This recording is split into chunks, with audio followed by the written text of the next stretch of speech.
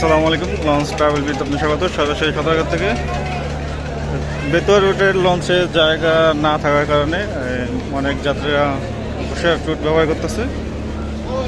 এখান থাকবো গোসাইহাট রুটের জাকির সম্রাট চাই লঞ্চে সর্বশেষ পরিস্থিতি।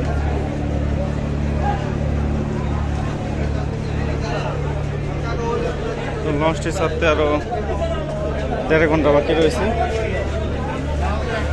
লঞ্চটি ছাড়তে আরও 1.5 ঘন্টা বাকি রয়েছে। তো 1.5 ঘন্টা বাকি থাকতে কী পরিমাণ যাত্রীরা চিনিমিনি করতেছে। লঞ্চ মালামাল উঠানো হয়েছে কিন্তু অনেক। ভোলা জেলার কিন্তু অনেক মালামাল হয়, এখন উঠানো হচ্ছে মালামাল।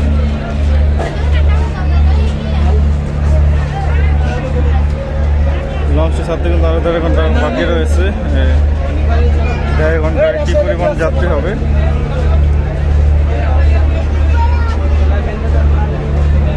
ডাইরেক্ট দ্বিতীয়তলা যাব। জাকির সম্রাট চাই লঞ্চটা কিন্তু অনেক বড় লঞ্চ, সাবেক জামাল বাস ছিল পটুয়াখালী রুটের।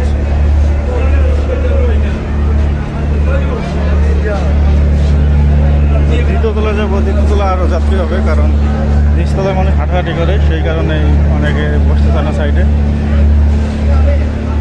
যেমনটা বলছিলাম, দ্বিতীয়তলা আরও বেশি যাত্রী হবে।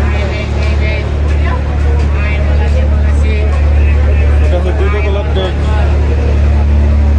আর 1.5 ঘন্টা বাকি রয়েছে। 1.5 ঘন্টায় কী পরিমাণ যাত্রী হতে পারে তো ধারণা করুন।